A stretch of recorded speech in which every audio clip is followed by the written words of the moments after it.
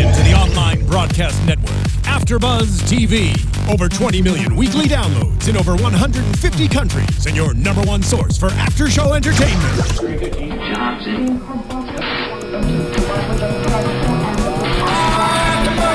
AfterBuzz TV, the destination for TV superfans, producing after-shows for over 300 of your favorite TV shows, interviewing celebrities and showrunners, and bringing you behind-the-scenes exclusives. All thanks to E! Entertainment's Maria Menounos, producer Kevin Undergaro, and internet leader Akamai.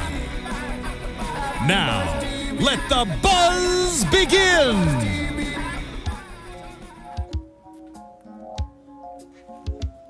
Hello? This intro is going to be way too long. I wanted to cut to the hook because it's thematic. Right? You dig? You know what I'm talking about. Hello and welcome to UFC on AfterBuzz TV. My name is Daria Berenato, and I'm here with my one and only co-host tonight, Mr. J Tan. It's just the two you guys, of us. It's just the two of us. I can think of a lot of songs appropriate for that, but this one fits just nice. You know, yeah. Just perfect. Guys, you can follow us on Twitter. You can hashtag us at ABTVUFC. You can find us on iTunes at UFC AfterBuzz. You can find us on YouTube at our YouTube channel, UFC AfterBuzz. And you can find us live right now on AfterBuzzTV.com, which you guys must already know since you're watching. Should have told everybody else on Twitter. Oops. Oops. Sorry, guys. I already did. I posted a little post. Go ahead, girl. I got us out there. You I'm did. on top of it. Now, usually we only talk about the brutality of crime in the cage. But before we get to that, I want to talk about the brutality that happens on the streets. And by on the streets, I mean on the television. American crime. What if your son was murdered, your daughter arrested, your child framed? Where does the truth lie? One crime will affect so many lives in the television event of the year. We're talking about ABC's groundbreaking new TV series, American Crime, which premieres Thursday, March 5th at 10/9, of course, on ABC. After you've watched, be sure to join film critic and radio personality Elvis Mitchell, host of American Crimes podcast, as he takes an in-depth look at the ABC show. Each week, the podcast will feature a candid conversation with creator and executive producer John Ridley, also the Oscar award-winning screenwriter of 12 Years a Slave, along with show talent discussing the latest episodes, character storylines, and other timely topics. Go to podcast1.com/American Crime to subscribe now. While you're on podcast1.com, don't forget, check out other AfterBuzz TV shows too. That was a great Dateline read. Right? I just wanted to go really serious with it, because have you guys seen the previews for the show? I haven't seen the previews, but knowing the cast, you got me at Felicity Huffman. Yeah. We got you there. We know you are a favorite. She's that's my girl going back to sports night, and actually, frankly, had me quite a strong Desperate Housewives fan because of her. Really? No joke. There you go. Sat through Desperate at least Housewives. 5 seasons of that. Yep. I think that's about all it had. But it was one of my favorite shows as well, and Felicity Huffman is brilliant. So I'm super excited to see her doing something new and fun.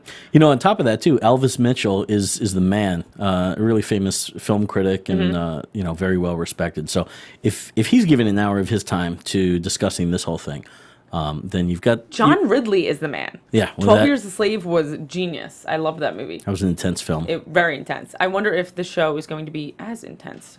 I guess we will see. Yeah. We will tune in March 5th. Now let's talk about blood and guts and glory that happened tonight. In legalized violence in the cage. Yeah, yes, of course. That's the main difference, is that what we talk about is legal, which makes it even more fun. But it happened tonight in Porto Alegre, Brazil. We watched it live. It just ended about an hour ago. We caught a little bit of the post-fight press conference, but there's a lot of news we have to talk to you guys about that happened my gosh, in the past weeks, with mostly regarding drug test failures, diuretics, steroids, weed. A lot of changes, hopefully. Yeah, a lot of developments, obviously, guys, since we last saw you. There's been a couple of shows since the big headlines about Anderson Silva and Nick Diaz Right. and a couple other people testing positive in the heels of UFC 183, I believe it was. We'll get to that. There's a lot for us to cover because there's been developments since that time, and we didn't really touch on it much last time. But that said, let's talk about one of these rare Sunday shows coming from Brazil. Let's talk about it. Bigfoot versus Antonio Mir. Bigfoot Silva versus Frank Mir. Yeah. I think this is. I have mixed feelings about these shows because it's fun to come and hang out here and watch it live, and then we just jump right into it. Right. But I feel like we're flying a little bit without a net. I like to marinate on the matches for overnight. You know what, Jay? Contrary to you, I like to fly without a net. So let's do it. Yeah, you do. I do. Okay, so we had a very exciting card. Lots of knockouts, lots of submission victories. We had a nice bantamweight female match on here. I'll start you off at the bottom. Let's see if the Brazilians delivered. We had Ivan George versus Josh Shockley. Ivan George wins via unanimous decision. I'm make a note of this here. Let's tally because I remember what we were at before. As far as what? Go ahead. Brazil versus the rest of the world. Oh, right. Okay. So this one, in this case, the Brazilian did win. Then we had Douglas Silva de Andretti versus Cody the Renegade Gibson. Douglas won via unanimous decision. 2 for Brazil. 2 for Brazil. For the 145ers, we had Thiago Trader versus Mike El Cucay de la Torre. Mike won via TKO in round 1. That was an exciting fight. Next, for the 170-pound division, we had William Pataloni Macario versus Matt Dwyer. Matt Dwyer wins via KO in round 1. Then we had Jessica Andretti versus Marion Renault. Marion Renault wins via triangle in round 1. Well, 2-3 for the non-Brazilians. No, we don't want unhappy Brazilian fans. They are the rowdiest of fans. Iori Alcantara versus Frankie Science. Science wins via unanimous decision. Rustum. Frankie was not non-Brazilian. But it was also Santiago Ponzanibbio and Sean Strickland. Right. Which Santiago Ponzanibbio came away with the unanimous decision, 30-27 across the board. Yes, they did. 3-4. Rustum Kabilov versus Adriano Martins. Martins wins via split decision. And that's one for Brazil. That is one for Brazil. I didn't see it that way. No, we will get to that. We were splitting on that. Yeah, we were kind of half and half. Cesar Mutanch versus Smilin Sam Alvey. Wow, did he give us a smile at the end. Sam Alvey wins via KO in the first round. Yep. Edson Barbosa versus Michael Johnson. Johnson wins via unanimous decision. And finally, Frank Mir wins via TKO over Bigfoot Silva in round 1. Okay, if there's one thing to say about this night of fights, it is go underdogs. Right. I think there was like 5 upsets of the night. Yeah, that seemed to be something they were touching on towards the end. I didn't know the and don't typically keep track of the betting odds going into a match. It's hard enough to like keep everybody straight and have your research, in your head. I'm not going to make any money off these guys, so I'm not going to bother with that part. But there was a few that were so drastic that you could just see by using your own analysis, like Bigfoot versus Frank Mir, for example. Just by the rankings alone, Bigfoot's ranked number 8, Frank Mir number 13, so that was a little bit of an upset.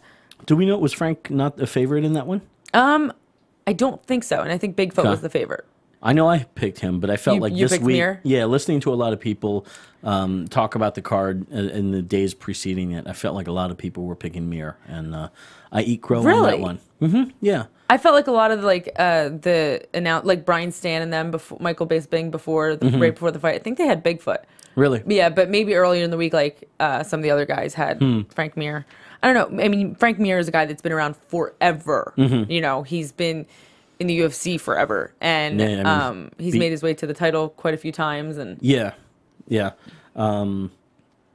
is a guy that has, he's come off of, or leading into this, he was coming off of 4 losses in a row, and a lot of people were talking about his time, certainly his heyday in the sport being done, and should he have hung it up?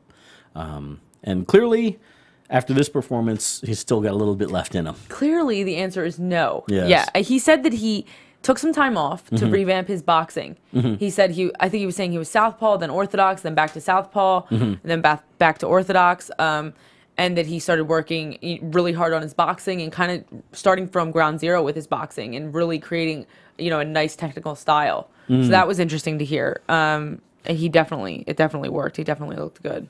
I think he's one of those guys that moment we saw him. If he'd started a little bit later, if we had the peak of Frank Mir, his now as opposed to when it happened, right. We might see. I mean, he would be up there certainly with giving a run for his money with Kane, Brock. I wouldn't be surprised if we see another go around for those two guys coming in the year. There's a lot of talk about Brock possibly coming back to the UFC and Frank, inviting him back. Frank is a guy that comes from a very strong jiu-jitsu background. For those of you that kind of aren't as familiar with him, with his name, strong jiu-jitsu guy who, as Daria said, has been around for a very long time in the UFC. Former champion, and I believe two-time champion if you include the interim title. If I remember correctly, yeah. There was a time shortly after he won his first UFC title. And we're talking back in, I want to say 06 or 07, maybe even 05. I could, 05 or 06, I believe. He was in a bad motorcycle accident, unfortunately, after that, and was sidelined for quite a while. And then that kind of gave way to the title being kind of being set between Andrei Arlovsky and Tim Sylvia. And Frank came back into the mix shortly. I wish I had my stats or an iPad in front of me. I'd say it's kind of came back, made his return around 2008 or 9, and injected himself pretty sternly into the mix. There was a 4-man tournament, heavyweight tournament between, if I remember correctly, Randy Couture, Brock, Antonio Rogerio Nogueira, Big Nog, right, and Frank. And from there, Frank won the interim belt, and I'm trying to remember who he defended against. I feel naked up here, quite honestly, guys. I'm going off of memory here. I remember when they released him for a minute so that he could fight Daniel Cormier for the Strikeforce title, and then he came back. But I can't regard the years. But we will get back to the main event later because we have so much to talk about with the undercard. Yeah. Let's start from where do you want to start with? You know what? Well, let's talk. I mean, so we were doing the numbers here. Brazil came up a little bit short. What was the final count? Generalizations. We're talking about non-Brazil 7, Brazil 4. I'm sorry, 6-4. Brazil versus the world. Oh. Fight of the night. You were saying went to. There was no fight of the night. The performance bonuses went to Frank Mir, Sam Smiley Alvey, Marion Renault, and Matt Dwyer. Yeah. Those were fantastic performances. I definitely would agree with those. I would have given, I think that fight of the night, Santiago Ponzanibbio and Sean Strickland deserved fight of the night as well. I think it was super competitive. If there was a fight of the night bonus given, it had to have gone to them because that was a seriously intense match that didn't give up. Yeah. Ponzanibbio, I gave, let's see, the first round, first and the second. The third, I think, probably could have gone either way. Ponzanibbio was really pressuring Sean Strickland early. I believe he kept him, took control of the inside of the cage for the most part, the center area. Strickland was circling around a lot. He did drop Ponzanibbio with a right early in the first, and he had a nice. Then Ponzanibbio had a nice head kick and big flurry. There was just a lot of action with these two guys. They didn't let up at all. This was a match that delivered in a big way. The second round, Strickland was more effective from the outside, but Ponzanibbio still stayed on him. Strickland had a brief takedown around the 3-minute mark. It's so funny. It was so funny. So Sean Strickland is very tall. I wish I had his height on hand, but he's very, very tall. And a very long reach advantage, which usually means he's the guy, usually defending the takedowns. He was the one initiating the takedowns. I was watching him shoot, and it was like he was shooting from the sky, but his takedowns were beautiful. Yeah. His attempts, at least. And I think Ponzanibbio was throwing mad flurries. I mean, he was coming at him. He was. And, just I think kind of to avoid to avoid getting hit with that, you know, you Right. go down and try and take the game to where the other guy clearly doesn't want to go. Definitely. I think the story of this fight partially was that Strickland had such a good chin because he really took some big hit. And Ponzanibbio as well. Both of these guys, it's their third UFC fight. So Sean Strickland prior to this fight was undefeated, 15-0, which is quite an impressive record, especially having fought in the UFC twice already. And so this was definitely a highly anticipated fight in, you know, the welterweight division, and it definitely performed as so. How many more welterweights are we going to see out of American Top Team? You tell me. You're the one with the inside lead on that I one. I think one of the announcers said it when Ponzanibbio walked out, and I was thinking the exact same thing. Yeah. Oh my gosh, it's like welterweight influx over there, and it's funny Right. because when I trained over there, it was all bigger guys. It was welterweight, light heavyweights, some heavyweights. You know, you have Bigfoot Silva over there. Yeah. And I was like, oh, that's so funny. You know, whatever. Didn't think anything of it until I moved here, which my gym here is the opposite. It's all smaller guys, the 130, Yeah. 145. But yeah, Ponzanibbio adds right to that list. I think he's one of those guys that's going to be really dangerous in the welterweight division. You've also got here, let's run down the list. There's Hector Lombard. There is Robbie Lawler, the champ. Tyrone Woodley. T. Wood, yep. That's just three big stars That's off the three top. top 10 ranked Yeah. welterweights. That's not including all the guys that are going to ATT going, oh, that's where the welterweights are. That's where the guys that are way above me, so I won't be competing against them. What is Gleason Tebow? But they can 55. Oh, he's 55. But they can make me better, so therefore, you know, iron sharpens iron. Let me go where the cream of the crop is. Why not? And then one day you get the phone call like Hector did. Will you fight Tyrone Woodley? And then you either say yes or no, and that's a wrap. Yeah, I wonder if all those guys are going to get that. I don't know. That would. I mean, we've talked about this before. I had read that maybe it's the next season of Ultimate Fighter, not this one that's shooting now. American Top Team versus Black Zillions. Black correct? Zillions, I think so. Yes. Yeah. Which there's a lot of bad blood there. It goes back in ancient history. Yeah, I haven't gotten any further confirmation about that, but I had read that, and now we have formerly Anderson. So we have Team Big Nog versus Team Shogun Hua. Right. Shooting in Las Vegas right now. Which I'm really excited to see. But I would also be super excited if they did Black Zillion versus American Top Team. Because then when you do team versus team, especially when they're located not only in the same state, but I mean, Florida's a huge state, but they're located in the same 20-mile radius. Yeah. You have Black Zillion in Boca Raton, and you have Coconut Creek for American Top Teams. These guys all know each other. Most of them have, cross-trained or worked with each other in the past. There's some serious drama there. So I think that would be a great one for Dana White to make. The question, though, hopefully we're not getting off topic. What is the question? Still got plenty of time. I wonder, how do you set something like that up? Because a team versus team thing, it's been tried before in MMA. The IFL was one attempt, or there was also, Bellator's short-lived reality show Fight Master had 4 different coaches, and guys got to work with them, and they built their team together. How do you do that with this? Because you essentially have to... Now, you can scrap having, 16 different people on a typical tough house? Let's say 16. Yeah. You can scrap that model, but you've still ideally got to have somebody from that gym fighting somebody from that gym. So you've got to pair up. You've got to make sure that you've got enough guys to pair up. Okay. And that it's an even match. I can't speak for Black Zillion. I can speak for American Top Team. They have plenty. Okay, but are they UFC caliber people? That's the other thing. The UFC caliber. Really? Because I mean, okay, so you have the amateur team there, and then you have the pro team. Well, the amateur team's not going to get signed to the UFC. Well, they might get a shot in the Ultimate Fighter though if they're AMI going pro or something like that. Okay, maybe. But all right, let's deal with just the pros. Yeah. Okay, the pro team there is huge. They also have like 90 locations throughout the U.S. American Top Team. So American Top Team. What? Yes. 90 locations. Okay, no, maybe that's an exaggeration, but I know there's at least 10 in Florida. Okay. And they expand to the Midwest. I don't think they quite come over to the West Coast yet, but I'm positive they're on the East Coast and in the Midwest. Right. And these are obviously franchised out. Yeah, they're franchised out, but usually you have 1 or 2 big names at each location. Like, the entire time I trained at Coconut Creek, I didn't see half the guys that I know now are American Top Team. I'm like, oh, Tyrone Woodley's American Top Team. He came after I left. Right. But my point being is that a lot of them train at the different locations. There's a Miami one, Fort Lauderdale, whatever. And you would certainly paint, any reality show producer would paint that saying, well, he's over at this location, therefore he still counts as He ATT. still counts as ATT, absolutely. Right. And Okay. so what I'm saying, in that broad spectrum of all the ATT locations, there's Right. plenty of pro fighters. Right. Yeah.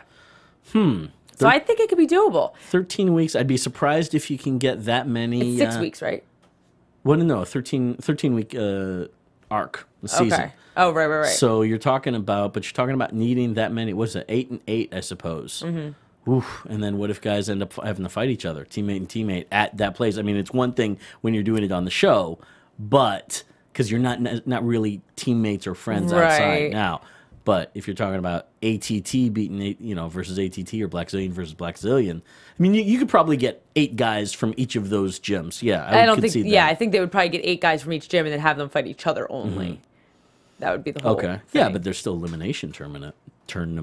Excuse me. Yeah, I don't know how they would do that. Maybe tricky. you're right. Maybe it does need a little bit of a reformat to make this work. But I'm excited to see what they do with it because I think it's a great idea. And I think it's really a strong way for the UFC to take the show to make it fresh again, to give another Absolutely. angle. And frankly, it's going to give more depth into the life of a fighter. Right. I would dare say. Now, obviously, not knowing how it's going to be executed. That but, was always my interest in the Ultimate Fighter show. I referred back to like the earlier seasons, and I like them better just because we got more of the fighter themselves. You know, we got more of the drama, the grit.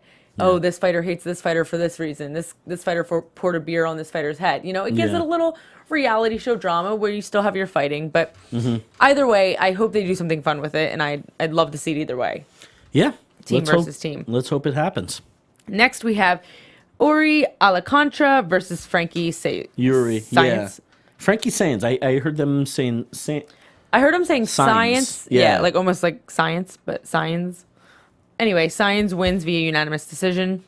He came out with this nonstop movement, and it kind of scared me. I'm not gonna lie, because I feel like when you see that, and then you see the other guy really still, it just had like knockout tension in the air, and I was like, oh god, this is gonna end fast. But it went all 3 rounds, and Science. This was a guy that was largely voted the underdog in this situation. Alantra, obviously a bigger name here.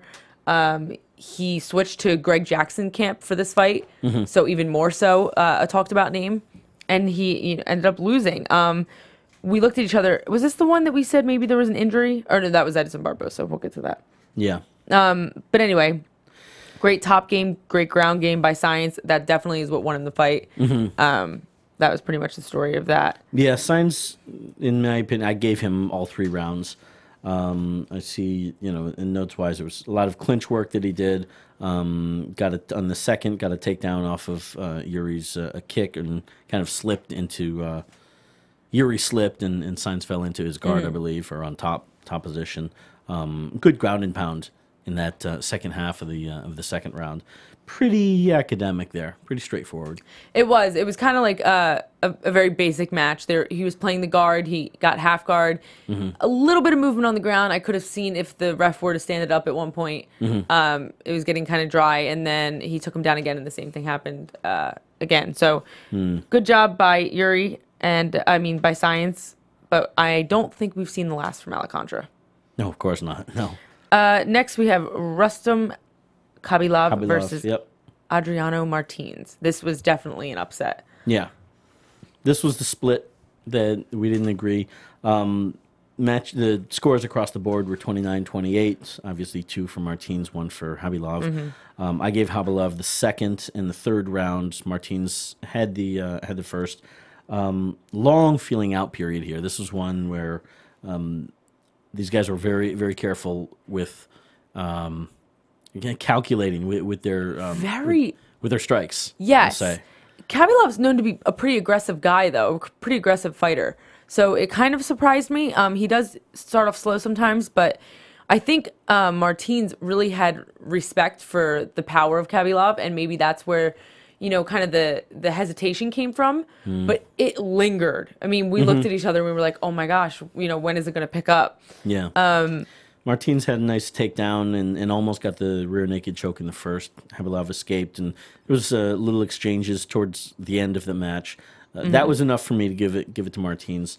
But the next round was all stand up, Right. And I saw mostly Kabilov. Martins, he had 2 takedown takedown attempts. Which Kabilov, to give credit to, defended very well. Right, and Martins, he knocked down Kabilov towards the end of the second.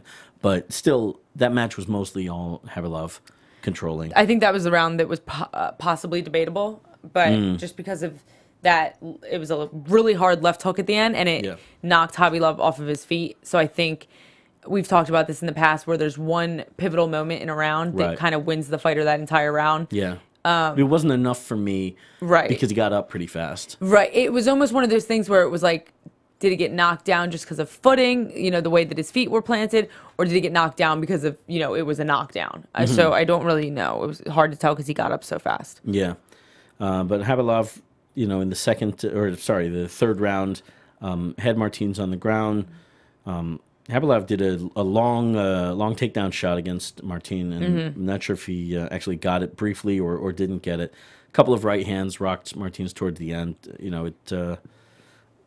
I suppose it could have gone either way, but I definitely saw it for Kabilov.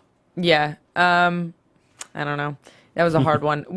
At first I said, "What the hell?" That was obviously Kabilov, and then looking back at my notes now, I'm like, okay, I could see how it could go either way.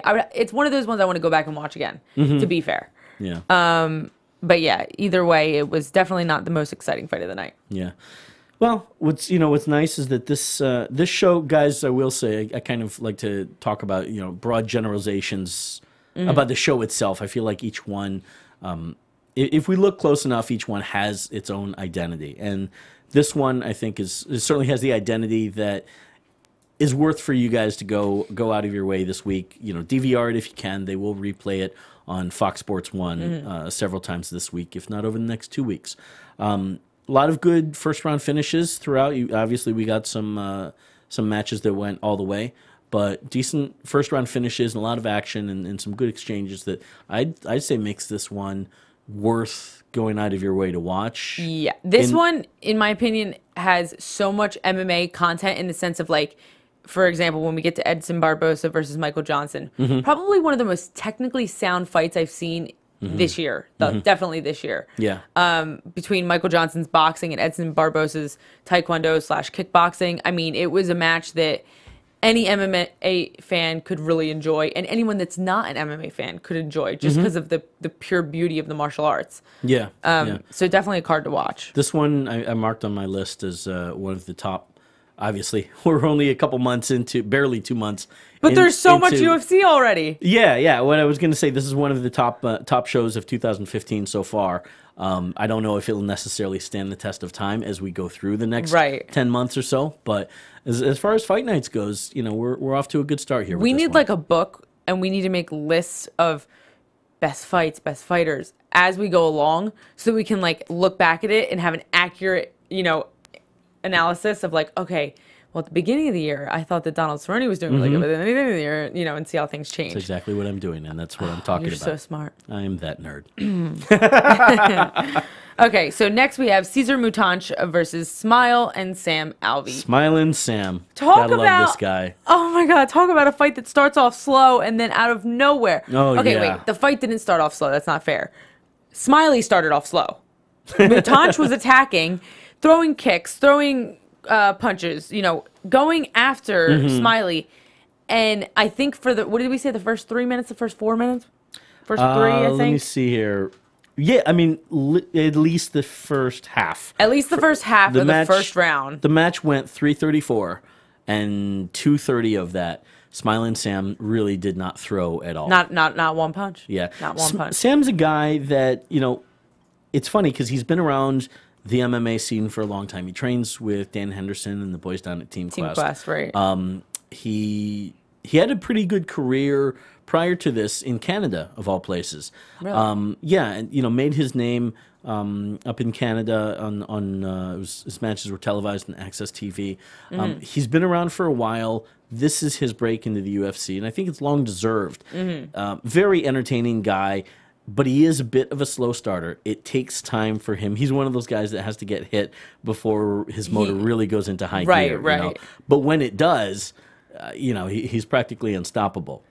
Right. But he really did take his time here on this one, and then boom, But you're absolutely right. When he countered with the right and left hook that ended up knocking out his opponent, it was when Mutanch was flurrying in. Yeah, he came in off a combo, and it's like a light bulb just said, he landed it, and a couple of ground strikes. I mean, Mutanch was out, I think, on his way down to the mat. Yeah, I called it a KO. Yeah, so. Sam, and so did Mario Yamasaki as well, I believe.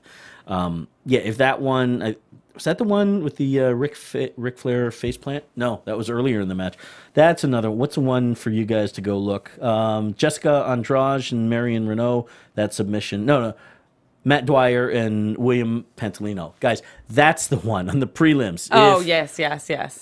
Definitely DVR the prelims. If you can find that on Fox Sports 1, that's the one with a lot of really great early finishes, including those 2 performance bonuses. But Smilin Sam's knockout was largely the same thing. Cesar Mutanch took a bad face plant, and it was crazy because Cesar Mutanch was looking so good, and then you have this guy referring to Smiley Sam. Actually, it wasn't a face plant, but it was kind of timber. Is my point? Yeah, he went straight down on his face. So some may call that a face plant. Was it on his face or was it on his back? I'm trying to remember because they clashed. He dropped him with the left and right, so I thought he fell backwards. Did he? I'll tell you for sure that Pantalino, he did do the Ric Flair face plant because I have that in my notes here. That was a scary knockout. Maybe that was the face plant. Yeah. Maybe I'm trying to remember if there was 2 or not. But tweet us and let us know. Hashtag ABTV. UFC. Yes. Oh, that was really cute. I like that. Good save. Thank you for that. No problem. So Cesar Mutanch won UFC Brazil. So he's a guy with high merits. So I think this was also, I'm not sure what the statistics said, but I'm pretty sure Smiley Sam was the underdog. Could be. Which is going with my theme that this is the show of the underdogs. No, you're not wrong about that by any means.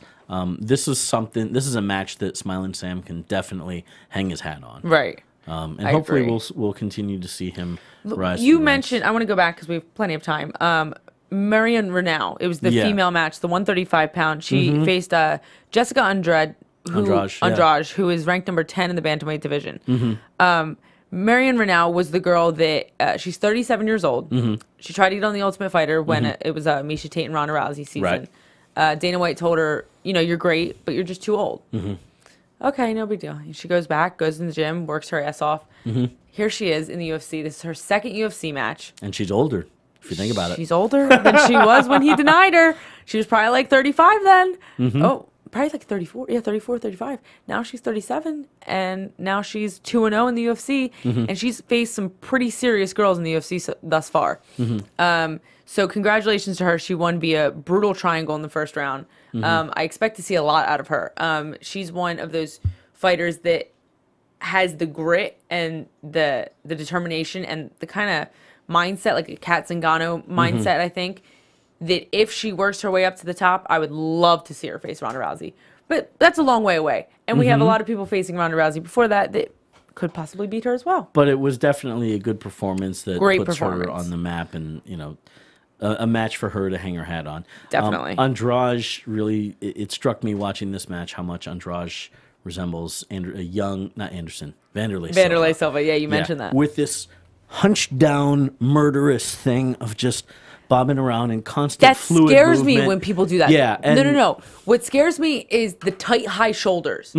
Because, well, first of all, because my boxing coach screams at me when I do that. So every time I see high shoulders that are real stiff, I'm like, no, bad. Right. But also because anytime I see this, I just feel like they're so much easier to knock out. Because I feel like when your body is, this could be complete bullshit.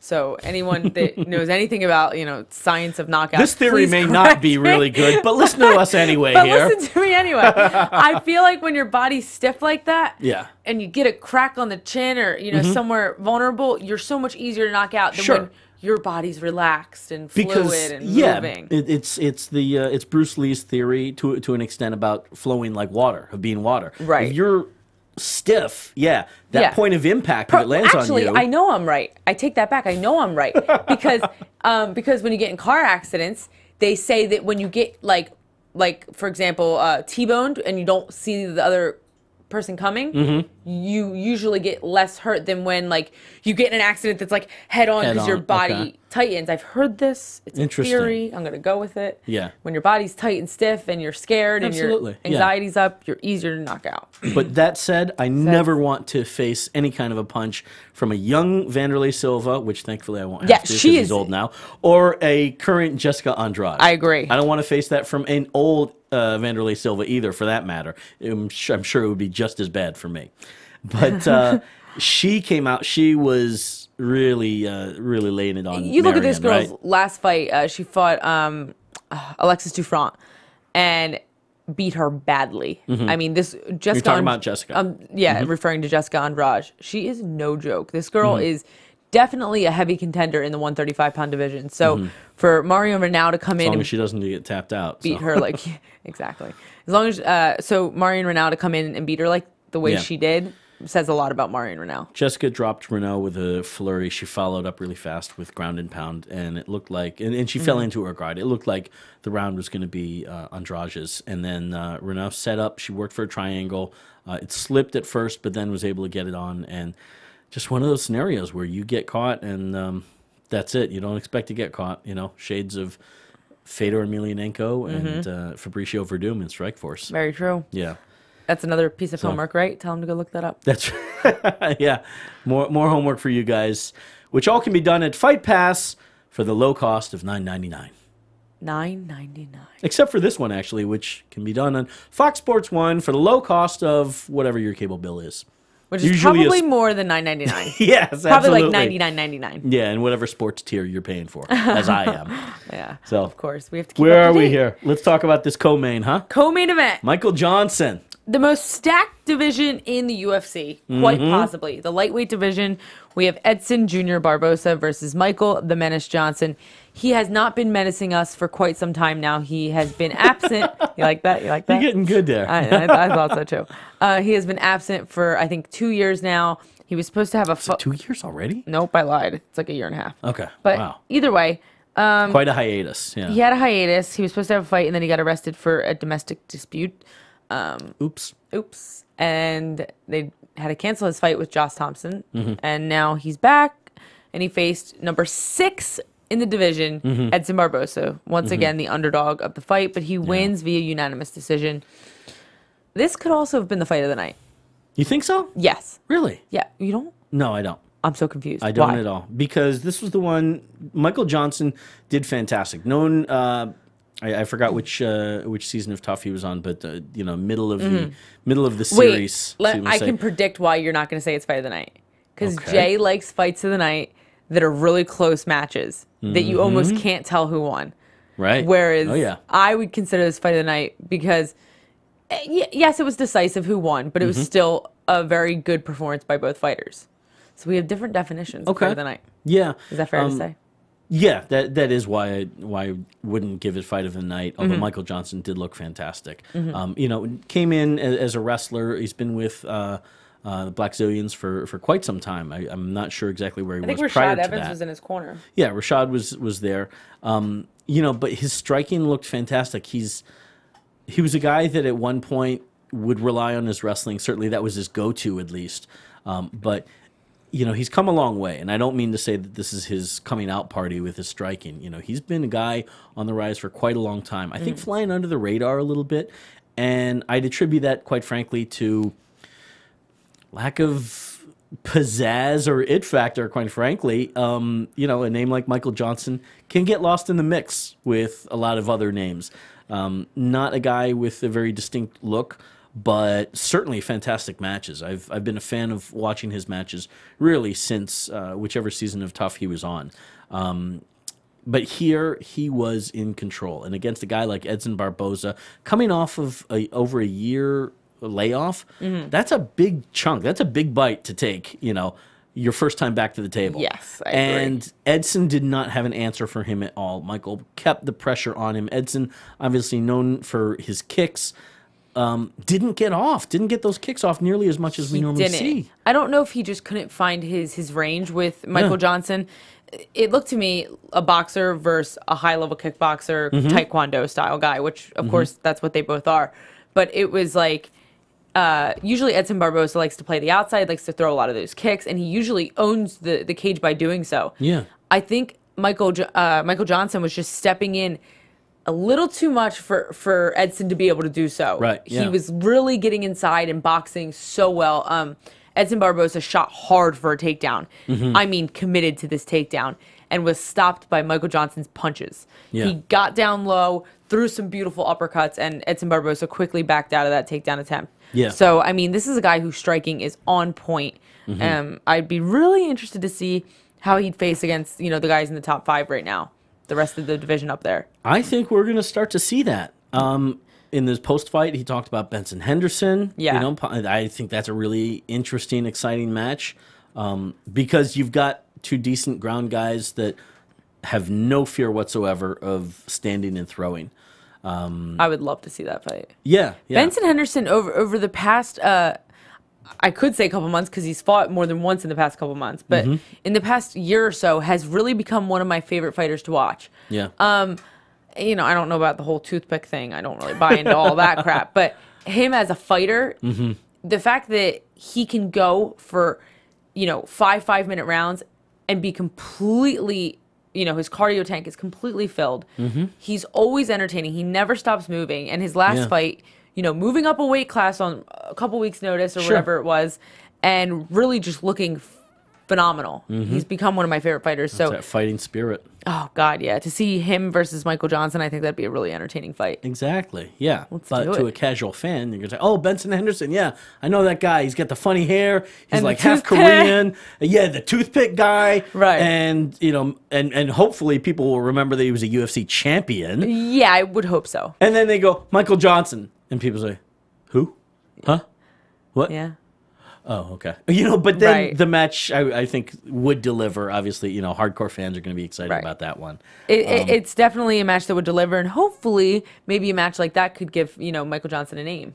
Maybe he can start calling out some of the top 2, top 3 guys. Yeah, guys, you're going to start to hear about Michael Johnson. So as much as I'm sitting here talking about it's a kind of generic name like Steve Williams or John Jones. John will stick out in the crowd, but or David Byrne or whatever. That's you're going to get to know Michael Johnson's name going forward this year. I agree. Yeah.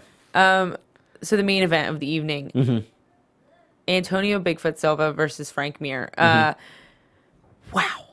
Did we expect? I mean, anytime you have heavyweights fighting, the fight could be over in 2 seconds or 25 minutes. We know that. It could either be, a slugfest where you're like, Be a Bigfoot Mark Hunt for that matter, right? Exactly. Yeah. Great example.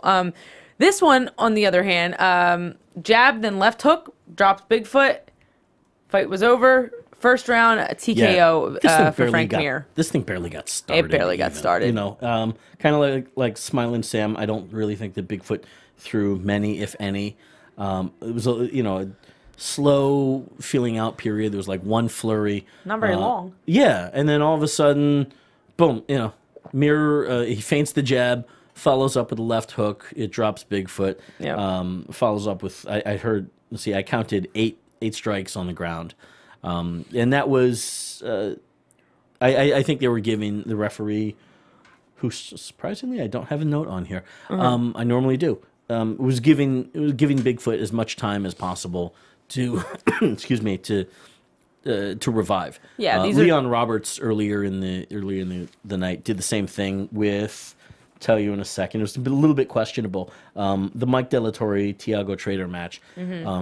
Trader took quite a few shots, 11 of them on the ground. Wow. And he wasn't really defending, but he wasn't out. And I think that was kind of the same thing with Bigfoot. These are veteran guys that can take shots, have taken shots, and I think the referee was giving the opportunity for Bigfoot to come back and for the fans to get a longer match. Right. I don't know that was necessarily the right call. Because again, he wasn't moving. He was just there, and he ate more more punches than he necessarily needed to. Yeah, I mean, we talk about this time and time again. We have, factors that go into referees and judges' minds sometimes. Like, this is the main event of the evening. These guys are both heavyweights. They've handled some pretty gruesome fights. He can probably go a little longer than, say, maybe a debut or whoever they compare it to. Yeah. So maybe something like that was going through his mind. Either way, they let it go a little long, I agree. But frankly, I thought that this was going to be the result in reverse. I thought that Bigfoot... Really? Yeah, I recognize that Bigfoot's better days may be behind him, but he's still got those heavy hands. And I thought that he would land one on Frank. And be able and stun him enough that he would be able to follow up. Okay. And that didn't happen. That did not happen. It's all right though. God bless Frank for his success. God bless him. Let's talk about some suspensions and crazy drama going on. So we have Anderson Silva. I think a lot of people are still trying to digest Anderson Silva testing positive. He tested positive in a out-of-fight competition about a month before the event, maybe even roughly 3 weeks or so. Right. For drostanolone and also Andrew. I can't pronounce. It's all you. There were two drugs he tested positive for. Neither of them were really rehabilitating. They were more like drugs that are used for keeping muscle while cutting weight. Right. And then there was a second out of competition test. The passed, excuse me, and then there was the post-fight test, which is done to determine if drugs were in your system in the 24 hours or 12 or 24 hours leading up to the fight. And he did test positive for drostanolone and 2 other drugs, which were anti-anxiety medications, if I understand correctly. And sleep deprivation. Sleep deprivation. Yeah. And are those illegal? They're on WADA's banned substance list. Yeah, World Anti-Doping Association. That's interesting. Yeah. And anti-anxiety well, I guess, everyone has to deal with the nerves of competing, and it's cheating by giving yourself a little chill pill. Or that, but also, we can discuss. And Anderson, for his in his defense, has claimed innocence. Having not taken any of these drugs, he doesn't know how they got in his system, and there's still, the story still has yet to be played out. Right, and, they haven't had their hearing yet. Yeah, he and Nick Diaz and Hector Lombard had preliminary or early hearings with Nevada Athletic Commission this week. They gave all those guys temporary suspensions, and they'll have disciplinary hearings in probably the next time NSAC. April or May. Yeah, April or May. Next time that they reconvene, right. We'll see. That'll be the meat and potatoes, guys. I mean, okay, so Diaz obviously failed for marijuana, which nobody was surprised about. Right. Because he's failed. I mean, that's a third strike. It is a third strike. I mean, the amount of times that he's tested positive, that could be a problem for him. But UFC but it's marijuana. It is marijuana. And the U.S. society in general, whether it is illegal, I believe, is it? Yeah, it must be on the WADA banned substances list. It's society, whether right or wrong, society has laxed up on it quite a bit. He does have I believe he's got a card to legally smoke in California. Right. And it's not to say necessarily that he smoked in Nevada, although that may come out in a disciplinary hearing. But nobody's surprised by that with Nick anymore. Here's my thing, okay? You have John Jones, the champion, the light heavyweight champion of the world, who got caught for cocaine. Obviously, there was no harsh punishment. I think he got some of his fight purse taken away, a little suspension, slap on the wrist, really. Did he get anything taken away? To be honest, I'm not sure that has fully. I don't think that's played out yet either. I don't know I don't think he's had his disciplinary hearing with Nevada Athletic Commission. I don't think it's happened yet. Yeah, that story again still has to be written based on. Here's my hearings. thing. I just hope, for the sake of the UFC and their reputation, that they handle everybody's case fairly. And I mean by this, like, okay, are we going to have guys comparing, like, oh, well, Nick Diaz got caught for marijuana and he got suspended for 2 months, but then John Jones got caught for cocaine and he doesn't have any suspension. You know what I mean? Like, people have complained about that, and it's apples and oranges. Because it's happened. Well, but it's apples and oranges based on a lot of different factors. Right. What is common to them is that these are pro athletes that are Right. using drugs, which are bad for you, and there's this big question about whether they. I mean, cocaine is not on the. There's a lot of different issues, and I know I'm mixing up my words here, but cocaine not being on a World Anti-Doping Association list, banned substances, but Right. yet it is illegal, and you just shouldn't do it. It's kind of bad for you, you know? Yeah. And then marijuana as well. You know, a lot of people will argue it is bad for you. As I've said, the culture and society has started to get used to the idea of marijuana not being as harmful as cocaine. Right. But it is right now an illegal drug, and you can't do it. And you're But not once supposed again, to be it's doing not that. on the list, right? Well, marijuana is on a banned substances list. Right. That's the ironic thing, is that marijuana is and cocaine is not. That is so crazy. I wish I could tell you more about the background of WADA and how they come up with their list, but I can't speak to that. But what I can speak to is that these are street drugs, and then you've got guys like Hector Lombard testing positive for Actual steroids. Yeah, yeah, right. for I guess it was steroids. I'm not sure exactly what drug it was. But Anderson Silva, who's so beloved by the MMA community and held up to this pedestal as the greatest of all time, the GOAT. You don't want to think that this guy also is just like the rest of us.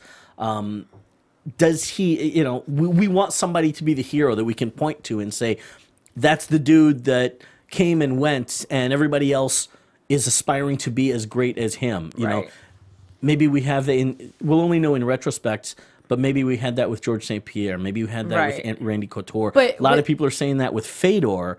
Never mind, though, that, you know, he fought most of his career in Japan. Right.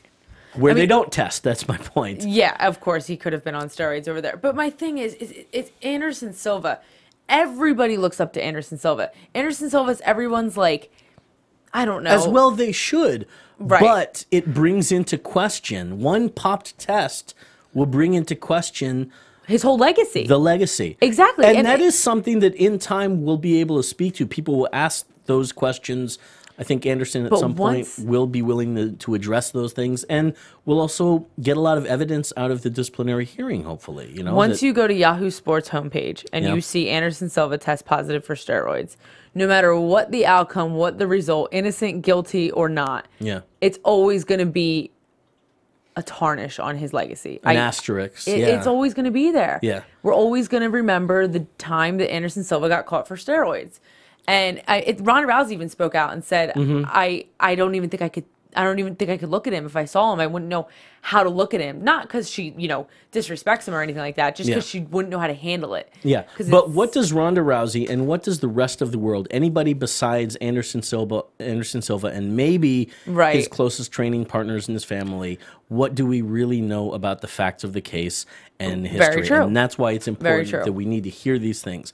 Now, it's also important, like, do you think that down the road, they're obviously looking at creating new testing policies. They're getting a third-party company involved. They're going to make it stricter, going to make it better, whatever. Okay. Out of the big thing here is out of competition testing. Right. The UFC did a press conference Wednesday, right after the Nevada State Athletic Commission hearings. One day later, they did.